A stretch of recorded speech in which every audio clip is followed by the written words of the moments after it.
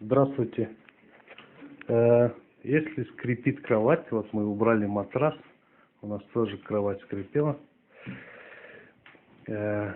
Получается, скрипят вот эти рейки. Вот эти вот рейки. Они вот здесь, вот где они ставятся, вот в этом месте, об эту доску они скрипят, получается. И мы под них сделали резинки.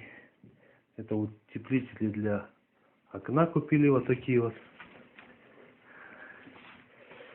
Такие вот утеплители для окна резиновые.